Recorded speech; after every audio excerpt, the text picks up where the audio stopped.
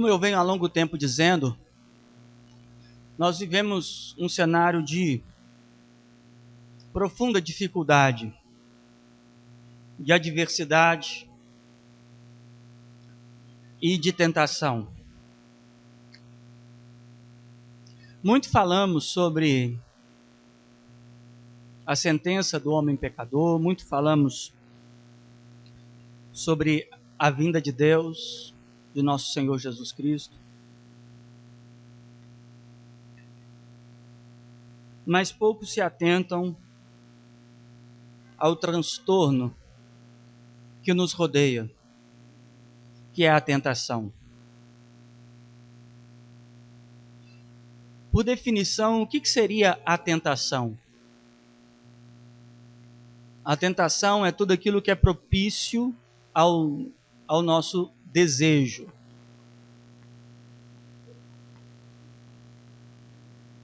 Um exemplo, por exemplo, se eu te der um osso, você não se sente com vontade ou desejo de roer o osso. Mas se você lançar esse osso para um cachorro, ele vai sentir vontade e desejo de roer aquele osso.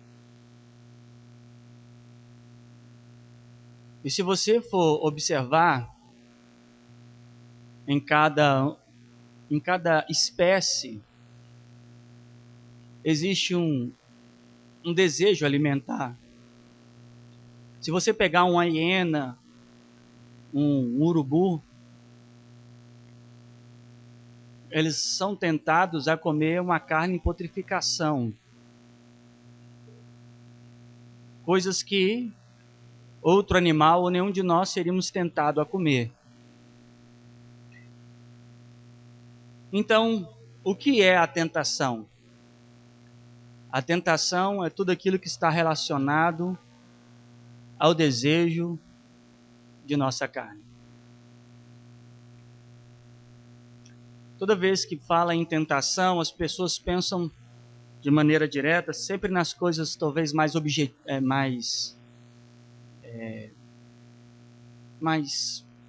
promíscuas possíveis. E poucas pessoas têm a observação do que realmente são tentados, quando estão sendo tentados. E outros são tão insensíveis que nem observam que estão caídos em tentação. Mas para sanar isso, ou para poder ajudar os irmãos a vencerem estas coisas, eu quero chamar a atenção para a defesa e segurança que cada um de vocês precisam ter sobre a verdade de Deus. A tentação, ela só se vence com a convicção do que é realmente a palavra de Deus. A primeira coisa que eu vou dizer a todos vocês: ninguém que está aqui tem capacidade de vencer a tentação. Ninguém. Nenhum homem, nenhuma mulher tem nenhum atributo, ou quer seja intelectual ou físico, para vencer a tentação. Eu queria iniciar com um texto no Evangelho de Mateus,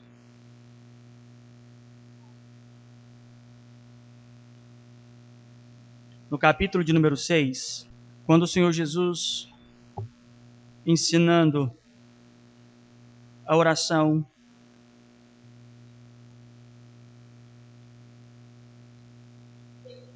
ele diz assim, a partir do verso 10, Mateus 6, verso número 10.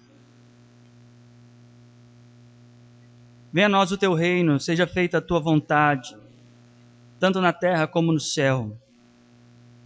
O pão nosso de cada dia dai-nos hoje, perdoa as nossas dívidas, assim como perdoamos os nossos devedores.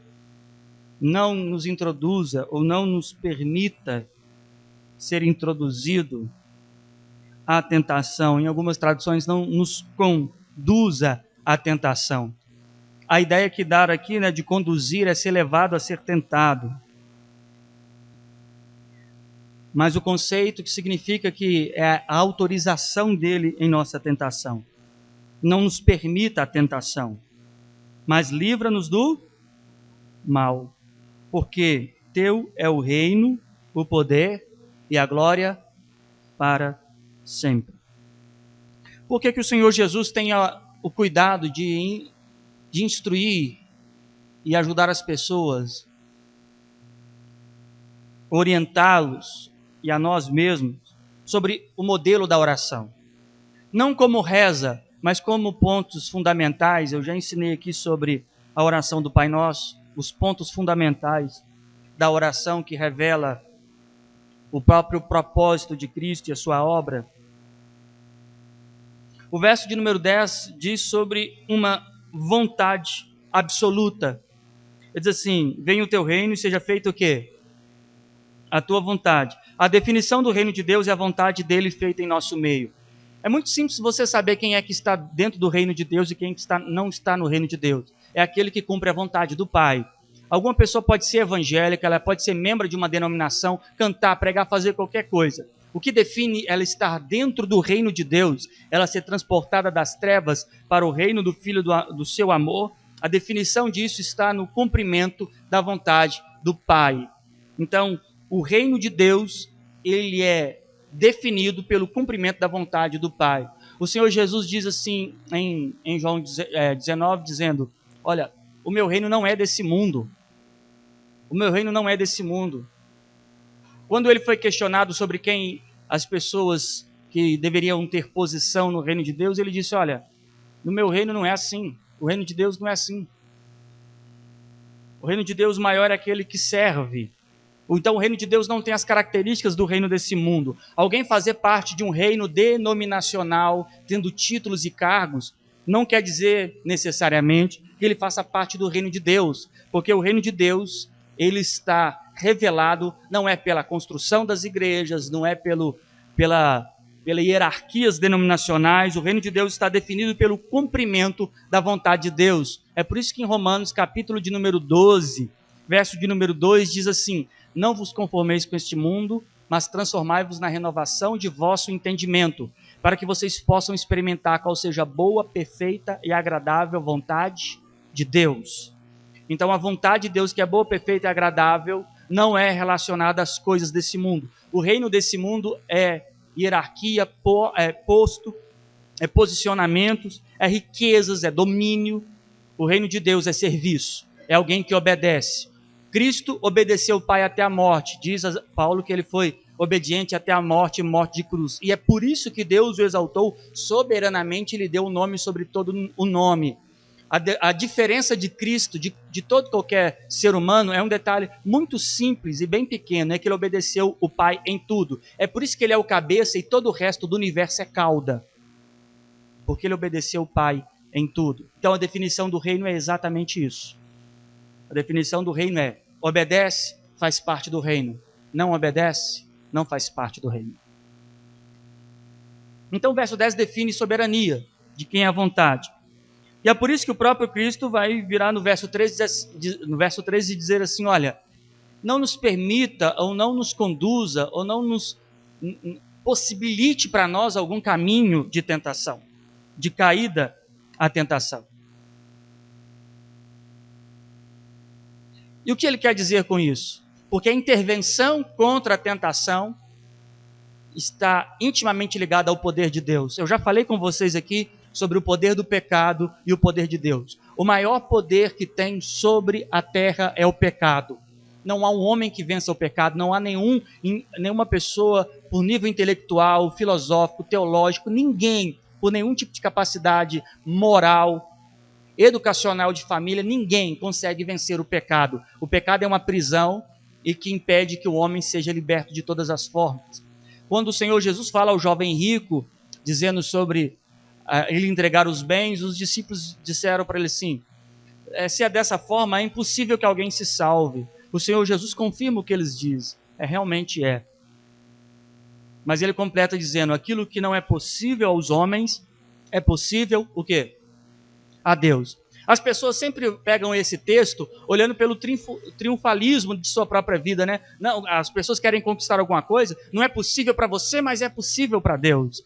Mas o texto está tratando sobre a condição de salvação do homem. É impossível que o homem se salve, porque o maior poder que tem sobre a terra é o pecado. Mas ele não pode vencer o maior poder que tem sobre todo o universo, que é o próprio Deus. Ele venceu o pecado e a morte. E é por isso que ele, ao triunfar sobre a morte, ele tem autorização para nos dar vida e vida eterna. Então, ninguém pode vencer o pecado, ninguém pode vencer a tentação, só há um caminho pela qual todo homem, jovem, criança, adolescente, pai, mãe, qualquer ser humano pode vencer a tentação, tendo a intervenção de Deus. Mas a intervenção não é na tirada da tentação de nosso caminho. A intervenção de Deus não é como se Ele estivesse varrendo, abrindo o mar na nossa frente, ou varrendo o nosso caminho para que nada de errado ou de ruim ou de tentação viesse diante de nós. A tentação, ela é superada, não é pela retirada dela do nosso caminho, mas pela superação dela. Se você vir aqui no mesmo Evangelho de Mateus, no capítulo de número 4, o Senhor Jesus, ele não se privou à tentação.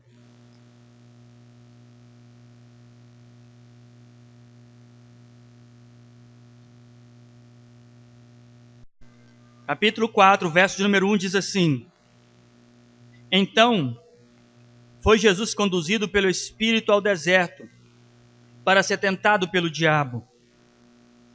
E tendo jejuado 40 dias e 40 noites, depois teve o quê? Fome. Então ele foi conduzido agora ao deserto a ser tentado. Parece fazer referência também à oração, não nos conduz à tentação, mas a condução do Senhor Jesus à tentação aqui tem um princípio sobre a questão de a sua substituição a Adão. Veja aqui que ele foi conduzido ao deserto pelo Espírito, para que fim? Para ser tentado. Para a gente conseguir entender como venceremos a tentação, porque não é a tentação sair do nosso caminho, mas superar a tentação repousa diante dos olhos dos homens desde a criação. A diferença é o comportamento diante da tentação. Aqui Jesus foi conduzido ao deserto para ser tentado. E por que ele foi conduzido ao Espírito ao deserto para ser tentado? Porque o propósito de Deus em seu Filho é substituir a causa promovida sobre Adão. Em 1 Coríntios, capítulo de número 15, no verso 45, diz que o primeiro Adão foi feito alma vivente. O último Adão, que é no caso Jesus, espírito vivificante. Então o apóstolo Paulo faz uma diferença entre primeiro e último Adão, distinguindo ali uma obra iniciada. Quando você vai em Romanos, você vê Paulo falando sobre a questão de que por um homem entrou o pecado no mundo, pelo pecado a morte, mas também por um outro homem entrou a salvação, que passou a muitos, que é no caso Cristo, a substituição a Adão. O primeiro Adão estava no deserto, com tudo aquilo que Deus ordenou que ele tinha direito de comer, não tinha fome nenhuma para ele não estava no deserto, ele estava no Éden, onde ele tinha todo o direito de comer tudo aquilo que estava naquele lugar, com todo tipo de fruto, e havia uma árvore que o Senhor havia ordenado para ele, não come desse fruto.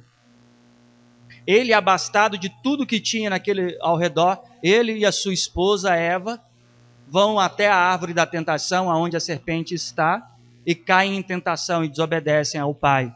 E por isso são destituídos da glória de Deus. Esse último Adão, Jesus, estava sozinho em um deserto, não tinha nada para comer, o contexto totalmente diferente do primeiro Adão. O primeiro Adão tinha tudo o que ele queria comer, esse último Adão não tinha nada que ele pudesse comer, e ele foi conduzido ao deserto para fazer agora a obra da substituição, pela tentação.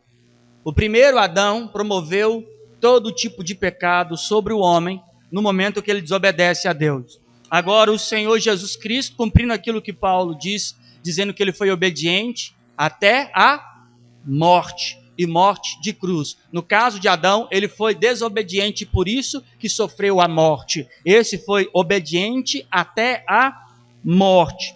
E no mesmo contexto, agora não em forma de serpente, o tentador aparece a esse último Adão e começa a dizer para ele, olha o verso de número 3. Chegando-se a ele, o tentador disse, se tu és o quê? O Filho de Deus, mande que estas pedras se tornem em pães. Poder soberano para Cristo fazer isso ele tinha, e ele sempre teve multiplicação, cura. O que seria uma pedra se tornar pão? Qual é o problema em uma pedra se tornar pão? É da onde vem a ordem.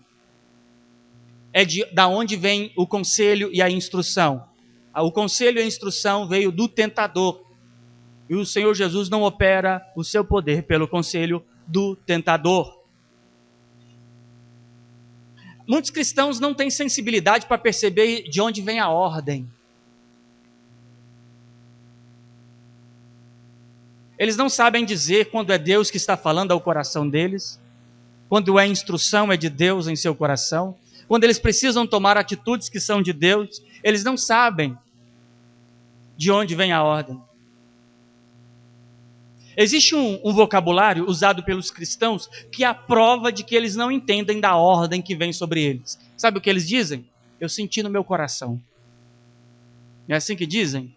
Eu senti de Deus no meu coração de fazer isso. E é batata. Sempre é quando essas coisas que senti de Deus no meu coração não dá certo.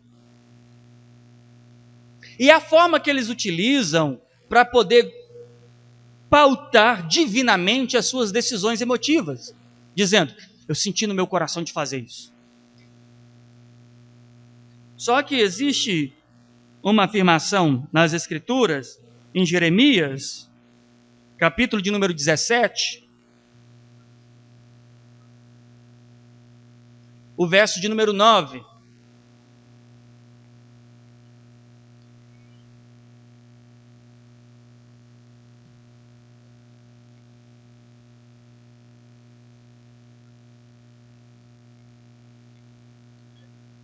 Jeremias 17, 9 diz assim, enganoso é o quê? Mais do que? E perverso. Ele não só é enganoso, ele é o que mais? Perverso. Quem o conhecerá? A questão é que ela até lança uma questão, lança um questionamento. Além de tudo, é enganoso, perverso e não tem quem conhece. Só que a resposta vem no verso 10. Eu, o Senhor, esquadrinho o coração e eu provo os pensamentos. E isso para dar a cada um segundo o seu caminho e segundo o fruto das suas ações. O verso de número 9 deixa bem claro que o coração é o quê? Enganoso. Por isso que muitos cristãos não sabem de onde vem a ordem. E por isso que eles nem sabem quando estão dentro de tentação ou fora de tentação. E quando se tocam, já estão mergulhados em tentação há muito tempo. O Senhor Jesus, ao ser conduzido ao deserto, fazendo um paralelo ao que Adão estava conduzido ao jardim, tendo diante o mesmo tentador, tendo nesse último Adão o poder e a autoridade, sim, para fazer pedra virar pão, a resposta desse último Adão para o tentador, Mateus capítulo de número 4.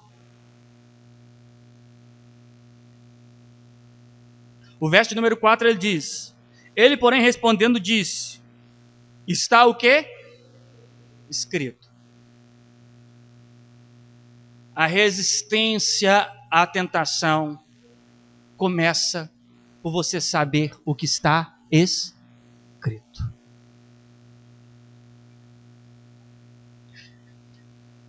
A prova de que existem pessoas querendo vencer as tentações de sua vida, eles não fazem ideia do que está escrito. Como está escrito. O Senhor Jesus, ele vai direto nas Escrituras. Ele não gritou para Satanás: está amarrado, seu chifrudo. Como tem gente que ora a Satanás, eu não sei se você sabe, mas tem gente que ora a Satanás. Ele começa: eu sei que você está na minha casa. Você vai, e começa a orar, e vai trocando a maior ideia.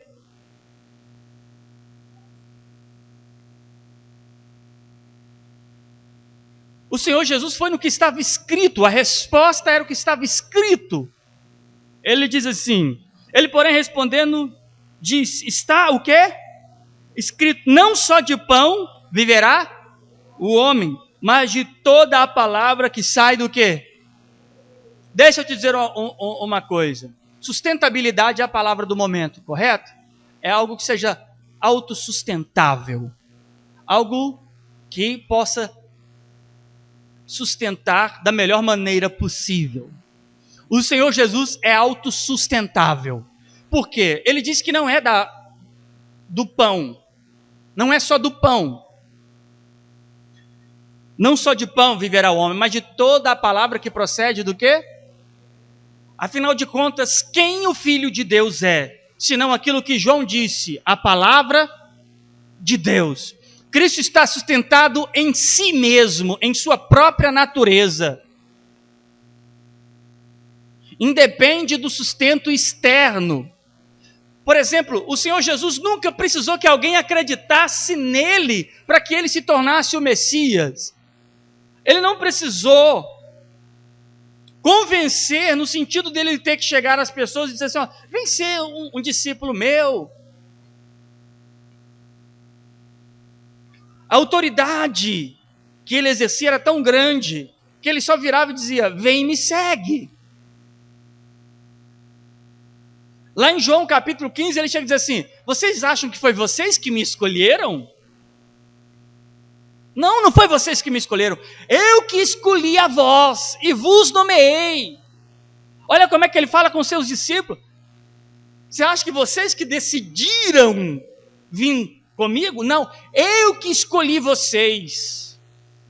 Ele que os escolheu.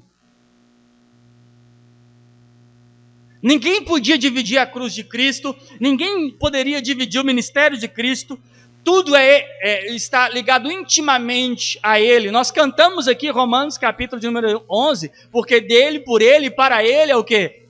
São todas as coisas. Então a resposta que ele dá ao tentador, voltada às Escrituras, é que a palavra de Deus é o nosso sustento. Lá em João 15, ele vira uma coisa aos seus discípulos e diz assim, ó, sem mim nada podeis o quê? Fazer. O princípio pela qual Cristo vence a tentação é o fato de que ele é apoiado no que está escrito. O princípio pela qual você talvez não vence as tentações e nem sequer as percebe ao seu redor, é porque você não está apoiado no que está escrito. O seu coração não está aceso em torno da palavra.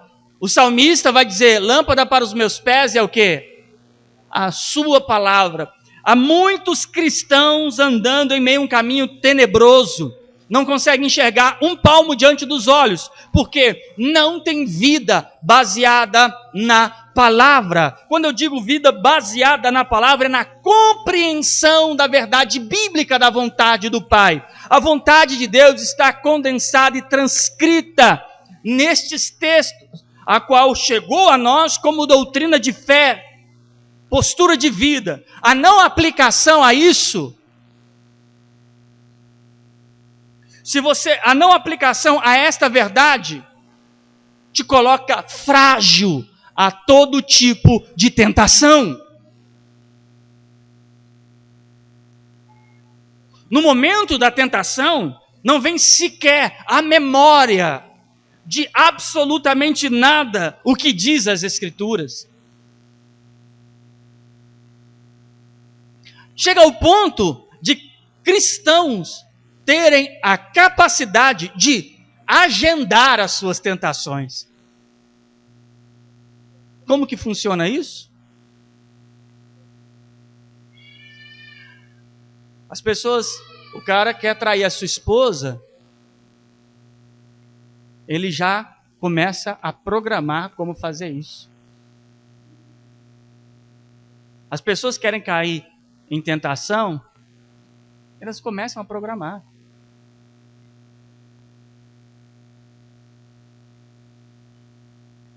Elas começam a esperar o cenário propício para isso. Então, o Senhor Jesus vai dizer em João capítulo 15, sem mim nada podeis o quê? Fazer. Ninguém vence a tentação sem aquele que venceu o tentador.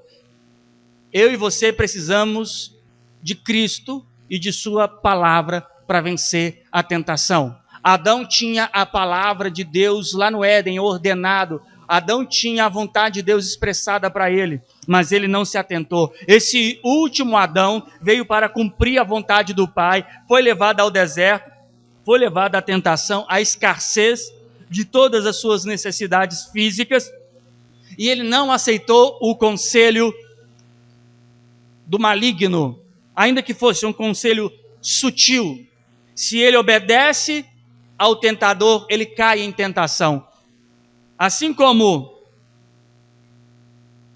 Adão, ao ouvir o tentador e só comer um fruto, destruiu a ele e a toda a humanidade em pecado, agora esse Adão, em obediência a Deus e não obedecendo o tentador, aqui ele fortalece o meio pela qual nós vencemos a tentação.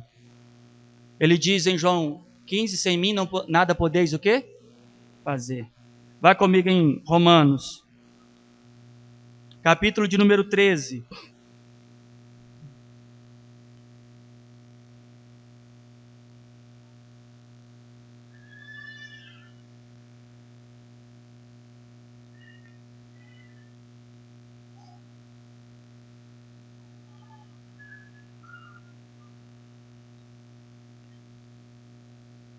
O verso de número 13 diz assim, Romanos 13, 13, diz assim: andemos honestamente, como de dia, não em glutonaria, nem bebedeiras, nem de desonestidades, nem de soluções, nem contendas ou inveja, mas revestivos do quê? De quê? Do Senhor Jesus Cristo, e não tenhais cuidado da carne em suas concupiscências. Agora, o próprio apóstolo Paulo diz sobre qual é o meio que iremos resistir às concupiscências. Temos que ser revestidos de quem? De Cristo. Mas isso significa o quê? Como que alguém se reveste de Cristo? Lá em Efésios capítulo 6, quando fala das armaduras de Deus, né, que as pessoas em campanha fazem espadinha, capacetezinho, escudo, até sapatinho, não tem nada a ver com isso. As armaduras de Deus de Efésios 6 estão falando de atributos específicos de Cristo. Por isso que ele diz assim, revestivos do Senhor Jesus. Efésios 6:10, abre comigo.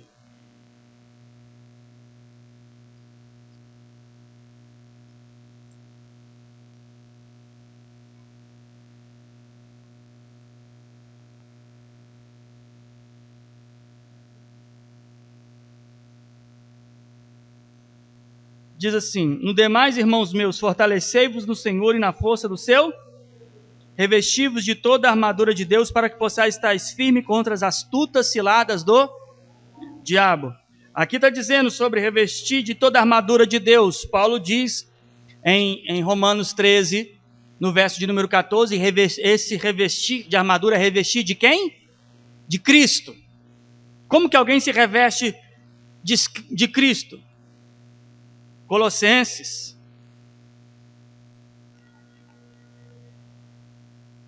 Hoje Filipenses. Colossenses. Capítulo de número 3.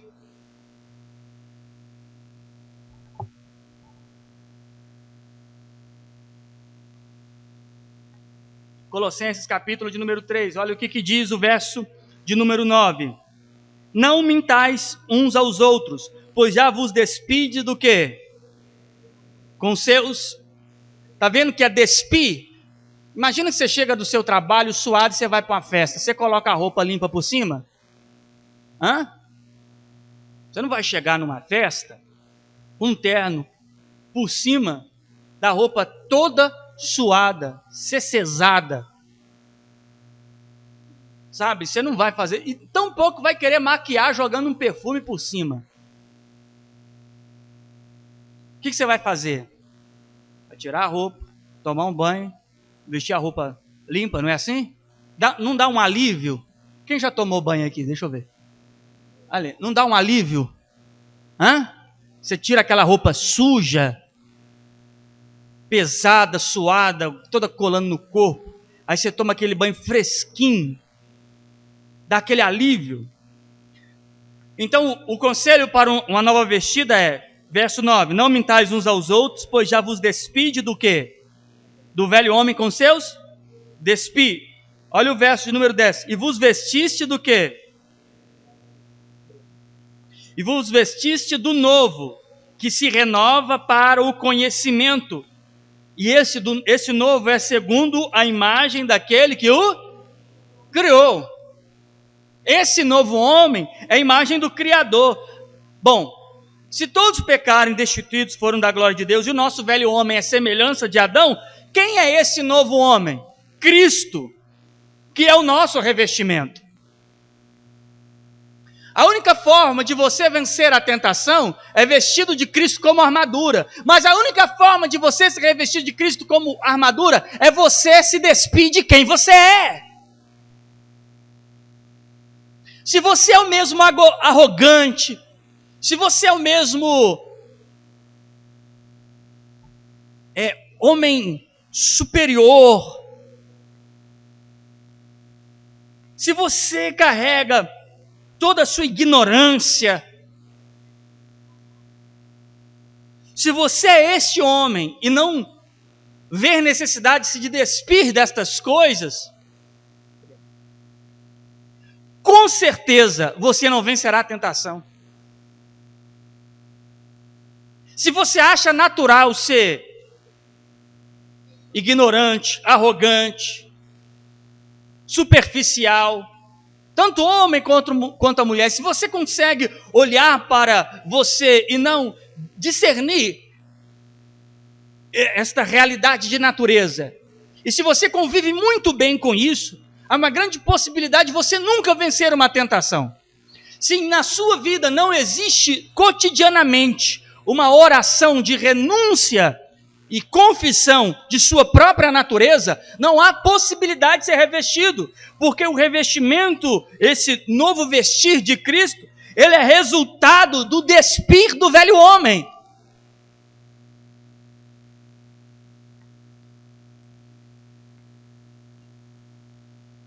É esse o contexto.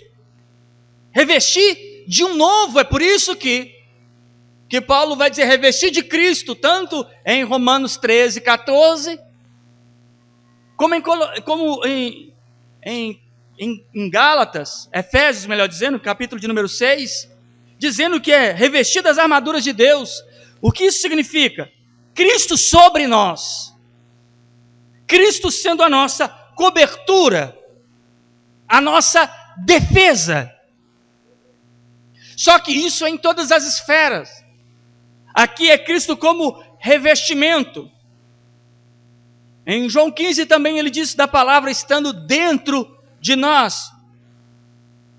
Lembra do que o Senhor Jesus venceu a tentação? Foi com o quê? Com o quê? A palavra. O salmista diz um texto interessante. Vai comigo aqui em Salmo.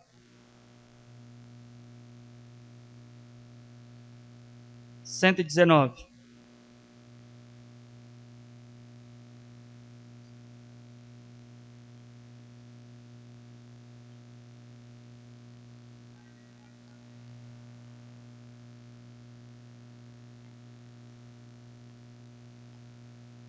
Verso de número 11. Diz assim: escondi o quê? Aonde?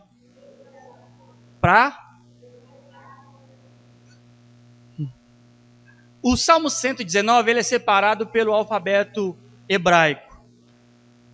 Aqui é como se fosse a letra B. Você vai ver que está todo dividido em alfabeto. Aleph, Bet, Gimel, isso aí são o alfabeto hebraico. Então ele está meio que catalogando, o salmista, ele pretendeu catalogar. Eu vou catalogar para você alguns princípios. E aqui a gente pode chamar de ponto B, é o que ele está querendo dizer.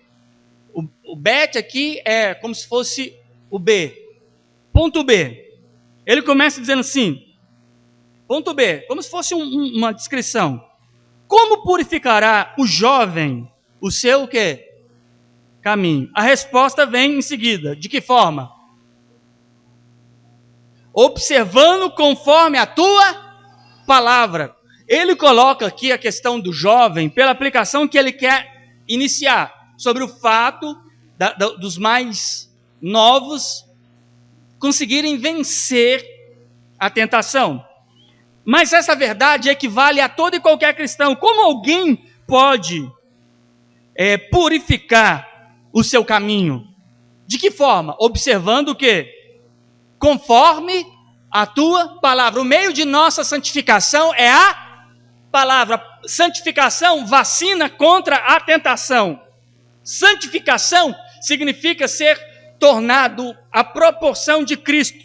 Santificação é a estatura de Cristo. Santificação é ser revestido de Cristo. Veja como todas as coisas conduzem para o mesmo aspecto de defesa contra a tentação. A tentação você não vencerá pelas suas forças. Ela existe todo um princípio estrutural que te faz superar a tentação. Não é que ela será arrancada do teu caminho. Você superará a tentação. Aqui diz, observando, continua o verso número 10. De todo o meu coração, o quê? Te buscarei. Não me deixes desviar do teu mandamento. Aí ele mesmo dá o conselho pela qual ele não se desviará do mandamento. Verso 11. Escondi a tua palavra onde? Para não pecar contra ti. Então, saiba de uma coisa. É muito mais do que um efeito memorial. No sentido de você decorar aonde está escrito. Aqui ele não diz para guardar a palavra na cabeça. Ele usa uma outra expressão. Escondi aonde? No coração. E por que ele usa? Porque existe essa linguagem nas escrituras do coração. Eu vos darei um novo coração. O coração do homem enganoso. Né? Para nós, cientificamente, nós sabemos que o coração é um órgão. Mas a expressão significa sobre todo sentimento e emoção profunda da alma. Está querendo dizer sobre esconder a palavra no mais íntimo do nosso ser. Não é só ter ela no intelecto. Ele não consegue vencer nenhum tipo de tentação que vem contra ele. Porque ele sabe que o texto está onde ele está. Mas ele não buscou que este texto, ou esta verdade bíblica, fizesse parte do mais íntimo do ser, como o autor aos Hebreus, no capítulo de número 4, diz que a palavra de Deus, ela consegue ir na divisão da alma e do espírito. Olha, quando você estuda matemática, a fórmula matemática não vai na divisão da alma e do espírito. Quando você estuda filosofia, ciência, química, biologia, arquitetura, medicina, nenhuma dessas compreensões conseguem alcançar essa fronteira. Essa fronteira, ela não se vê no microscópio, ela não se vê de forma alguma. A alma e o espírito não se tem conhecimento de onde tem essa fronteira. Mas a palavra de Deus, ela é a única capaz de chegar na fronteira invisitável de forma alguma pelo homem. Então ele diz que a palavra penetra tão profundo que vai na divisão da alma e do espírito. Quando o salmista diz, escondi a tua palavra no meu coração, ele está dizendo de uma palavra que penetrou muito mais do que o intelecto e o conhecimento textual aonde está escrito. Volta e meia, eu sempre vejo pessoas até pregando coisas que estão na Bíblia, mas é muito difícil você conviver com ela e ver o reflexo daquelas coisas escritas na Bíblia. Agora, quando a palavra de Deus atravessa juntas e medulas, a divisão da alma do espírito, e penetra a profundeza do homem, como diz em 1 Coríntios capítulo de número 2, dando descrição ao espírito, e a palavra de Deus é a espada do espírito, quando diz que essa palavra penetra, o salmista diz que esta palavra está escondida, guardada, preservada, aonde? No coração. Agora aqui começa a mudar alguma coisa também para você vencer a tentação. Nós lemos em Jeremias que enganoso é o coração do homem mais do que? Olha como o coração do homem é enganoso. Um dia ele acha que ele está forte, né? Forte na fé. E dentro do evangeliquez tem os idiomas de quando a pessoa está bem na fé. Fala, eu estou na bênção. Agora eu estou na bênção. Agora orando disparado. Tem hora que eu tenho que bater na boca para parar de orar.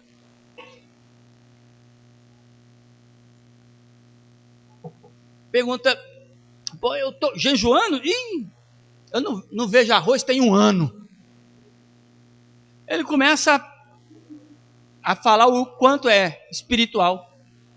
O coração dele estava convencido de que ele agora estava bom.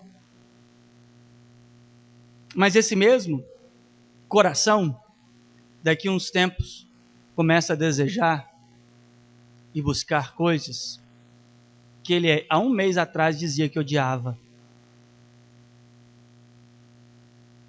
Como pode isso? O detalhe começa aqui. O salmista diz que eu escondi a palavra em meu coração. O profeta diz que o coração do homem é o quê? Enganoso. Quando que acontece a distinção disso para que esse indivíduo não seja agora refém da tentação? A promessa na regeneração. Existe uma promessa específica na regeneração que muda a situação da fronteira, da divisão e da alma do espírito, onde a palavra penetra, que em outros contextos é chamado de coração. Existe algo que acontece nessa fronteira inivisitável pelo homem, inalcançável pelo homem, e que só a palavra de Deus, isso está na promessa da regeneração. Vá comigo em Ezequiel, capítulo de número 36.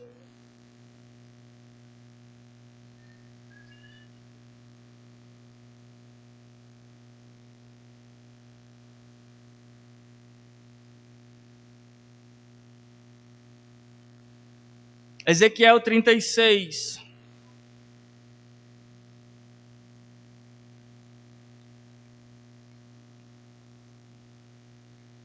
O verso de número 26. Diz assim: eu vos darei o quê? E porei dentre vós o quê?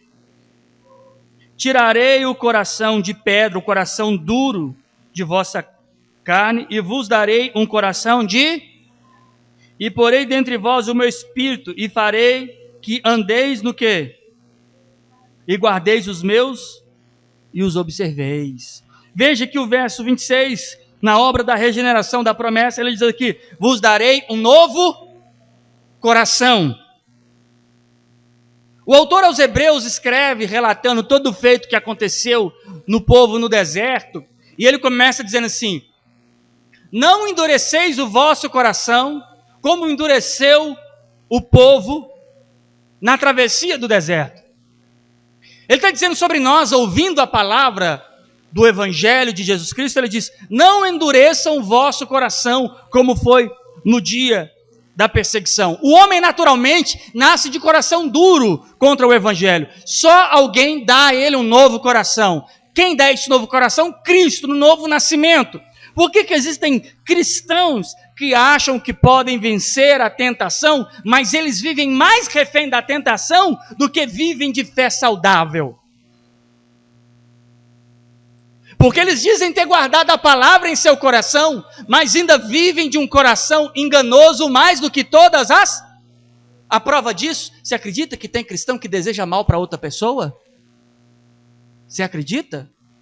Você acredita que quando acontece alguma coisa ruim com alguém, ainda que o crente não fala, lá no coração dele, ecoa naquele abismo sombrio do íntimo dele, dizendo assim: bem feito.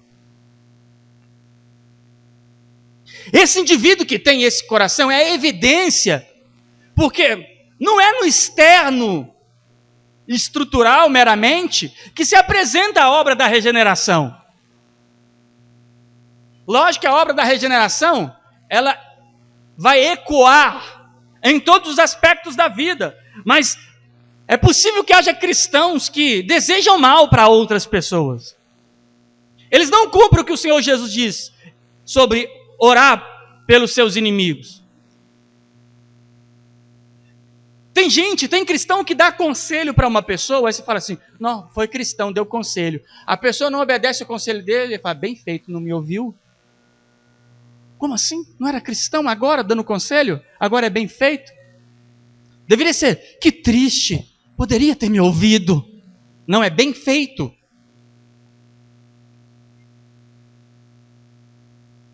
Por isso que o coração é enganoso. Porque tem gente que acha que é cristão, nascido de novo, e deseja mal ao próximo assim. E o coração é enganoso, mas... E o texto continua, e perverso. Perverso. Ao ponto que as pessoas conseguem até rir do prejuízo de alguém. Do dano de alguém. Da ferida de alguém. Não vai dizer, foi pouco e bom. Então veja que o princípio de vencer a tentação é a natureza do coração. Coração caído pode ser evangélico, pode ser bispo, pastor, presbítero, pregador, arcanjo, seja o que você quiser. Mas você nunca terá vitória sobre a tentação, tendo em vista que o coração e a essência, e falo quando o coração como essência, porque é do coração que procede toda a maldade. É assim que as escrituras dizem. É do coração que procede. Então o Senhor vai mudar a fonte. Ele vai mudar de onde sai. Você viu o que aconteceu em Mariana lá, os dejetos lá, os rejeitos caíram no rio Paraupeba. O pessoal está podendo beber água? Não, contaminou. O que aconteceu? Perdeu. O homem é contaminado. Imagina que você é como esse rio Paraupeba, a humanidade. Então o que ele tem que fazer? A salvação não é dando uma religião para ele, uma igreja para frequentar, uma música para ele cantar e palma para ele bater. A regeneração, ele tem que mudar a fonte, porque é da fonte que procede todo o mal no homem.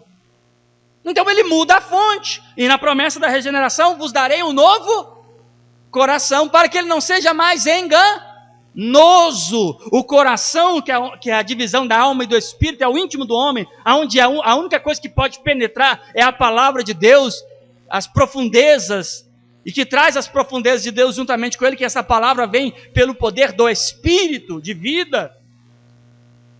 Este homem agora, com esta palavra, tendo um coração regenerado, revestido de Cristo, ou seja, despido do velho homem, uma vez que a palavra penetrou em seu coração, ele reconhece que é pecador, ele se arrepende, confessa os seus pecados. Esse é o despir, é o confessar os seus pecados e abandonar as velhas práticas, a velha natureza, o velho homem, abandonar assim como uma roupa perdida, contaminada por alguma coisa.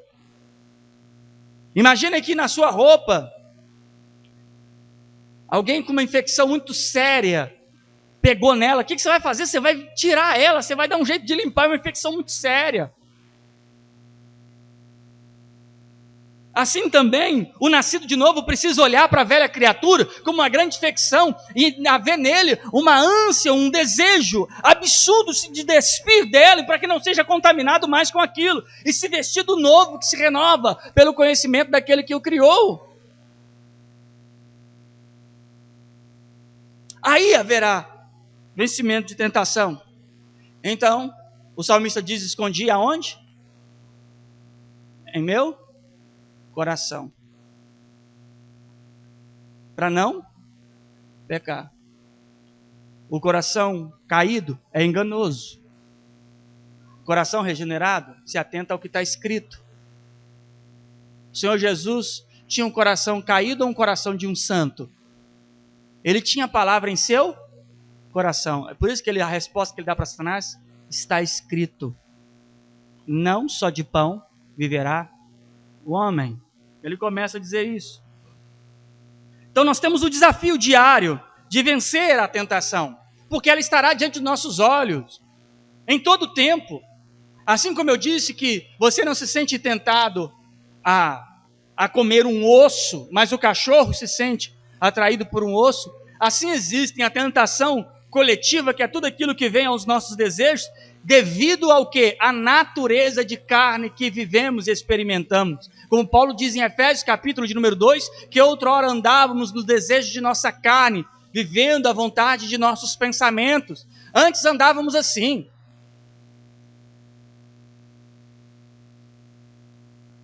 Sempre produzindo a vontade de nossos próprios desejos. Agora não, convertidos, buscamos a vontade de quem? De Deus. Só que tudo aquilo que era diante dos nossos olhos como tentação, como desejo, agora está ao nosso redor. Como vencer isso? É Deus tirando do nosso caminho? Não, a Bíblia diz, o evangelista João vai dizer que o mundo jaz no maligno. Olha, no Éden era um monte de árvores saudáveis, com todo tipo de fruto, e uma do bem e do mal. Hoje nós temos uma só árvore saudável, que é Cristo, e em todo o redor, árvore do bem e do mal. O pomar mudou. Agora, temos que nos atentar profundamente para a palavra de Deus. Se a palavra é guardada em nosso coração, vai em Provérbios, capítulo de número 4.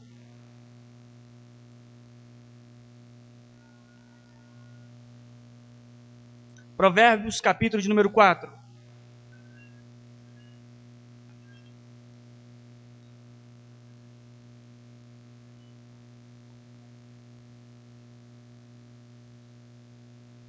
Verso de número 20.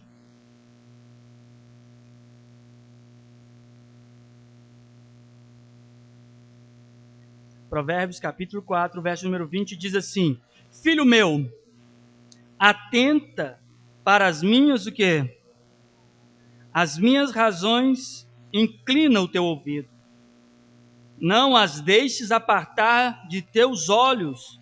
Guarda-as no meio do quê? No meio do teu coração. Verso 22. Porque são vida para as que acham e saúde para o seu corpo. Sobretudo, o que se deve guardar, guarda o quê? O teu coração, porque dele procede a saída da vida. Veja o conselho em Provérbios do próprio Deus sobre se atentar às suas palavras, não tirar os olhos dela, e o verso de número 22 diz, porque são vida para as que acham e saúde. Então ele diz, olha, guarda a palavra, o salmista guardou a palavra, e agora também tem que guardar o meu, então guarda o que está guardando. Como que se dá isso? A nossa atenção à palavra de Deus é o guardar o que está guardando. Ele está dizendo aqui o verso 23, sobre tudo que deve guardar, guarda o teu, preserve o teu coração. Como que fazemos a preservação do coração? Como que alguém preserva este coração e guarda este coração? Sempre voltando a se atentar ao que está dentro dele, o que foi dado a ele, o que foi ministrado a ele. Por que as pessoas estão caindo em tentação? Pessoas, como dizem por aí, né, são os desviados. Por que tem tantos falecimentos na fé? Pelo simples detalhe. Porque ou seu coração ainda não foi regenerado e ele ainda acha que é um cristão fazendo e desobedecendo a palavra de Deus, tendo momentos emotivos de fé, ou esta pessoa necessariamente tem que ser regenerada e cada dia vencer as adversidades em que vem ao seu redor, como o próprio evangelista João vai dizer no capítulo de número 1, na sua primeira epístola, dizendo, se dissermos que não temos pecado, somos mentirosos. Então vivemos o desafio de vencer e ser aperfeiçoado dia após dia. mas o meio pela qual vencemos a tentação, a qual ele não vai abrir diante de nós, não vai tirar diante de nós, pelo contrário, ele deixará bem claro diante de nossos olhos a ferramenta pela qual você vai superar toda a tentação. A primeira dela, você precisa ter certeza e convicção que o seu coração foi regenerado. Você precisa clamar por um coração regenerado. Você precisa declarar diante de Deus que você necessita de um coração regenerado. Aquele coração duro e insensível à verdade de Deus precisa ser substituído por um coração quebrantado, um coração extremamente sensível à verdade de Deus. É aquilo que Abacuque diz ao ouvir a palavra de Deus: ouvi a sua palavra e temi. Abacuque recebe um coração regenerado ao ponto que o que a palavra de Deus diz para ele é extremamente estremecedor. Esta é a primeira coisa. O segundo aspecto, tendo este coração regenerado, ao ouvir esta palavra, você irá reter ele em seu coração, porque esta palavra entrará ao íntimo do seu ser.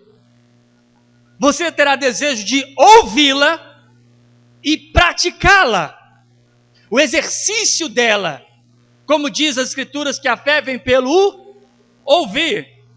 E as Escrituras também diz que nós vamos viver de fé em fé. O que isso quer dizer? A cada dia, atentando mais pelo que está escrito, se aplicando nisso como condição de vida, porque com o coração regenerado, agora eu tenho espaço e condição que eu não tinha, de reter dentro de mim a verdade de Deus. Como ele diz em João capítulo 15, vós em mim e as minhas palavras em vós. Ela toda dentro de mim. Então, esse é o segundo ponto. O terceiro ponto, que vai produzir natureza de Cristo. Eu irei começar a produzir uma natureza de Cristo, em que ele chama de revestimento de Cristo, ou armaduras de Deus. Cristo, a partir daí, passará a ser um padrão de conduta.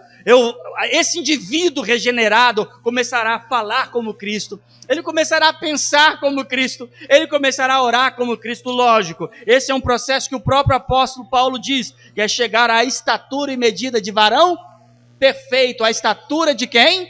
De Cristo. Então ele fala de um aperfeiçoamento que vai acontecendo, mas de fato é que você começa a ter condutas de Cristo. E é por isso que você terá a possibilidade de vencer a tentação. Se você for como Adão, não precisa uma serpente, uma minhoca te convence. Uma ameba, ela te convence. Já viu quando você conversa com pessoas e diz assim, como é que fulano caiu nisso? Você tenta pensar com a cabeça da pessoa, não vem. Você fala assim, não é possível isso. Se a pessoa tem a natureza de Adão,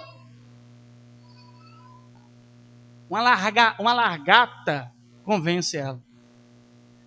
Se ele tem a natureza de Cristo, o Paulo diz, nem se um anjo descer do céu.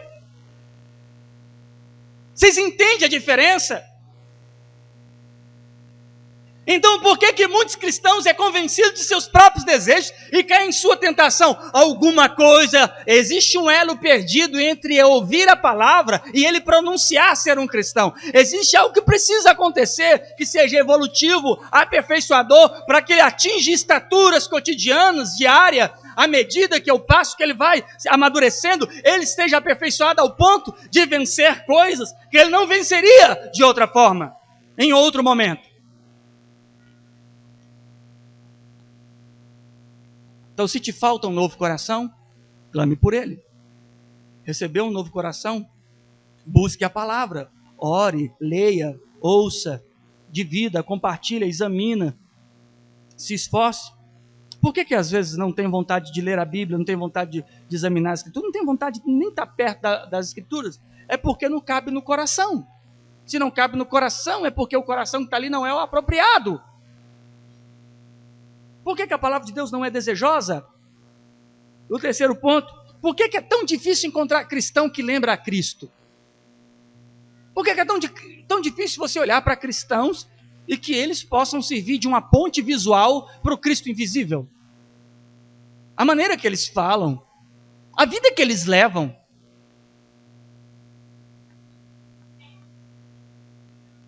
Pare para pensar. Será que Cristo viveria exatamente a vida que se propõe a viver? Será que Cristo faria as mesmas coisas? Você consegue pensar Cristo vivendo a mesma vida que você?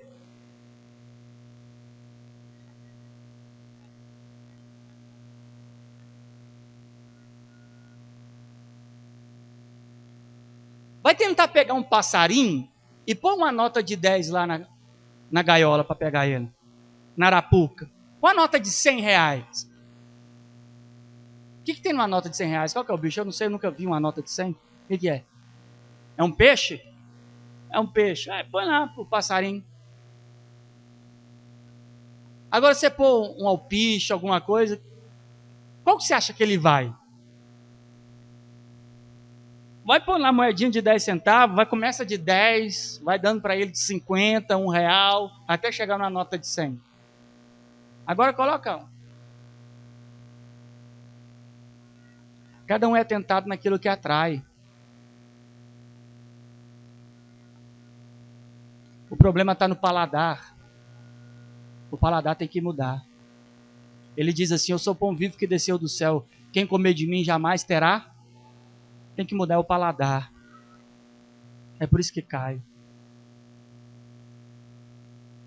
Por que as pessoas caem em prostituição? Por que os namoradinhos caem no fogo?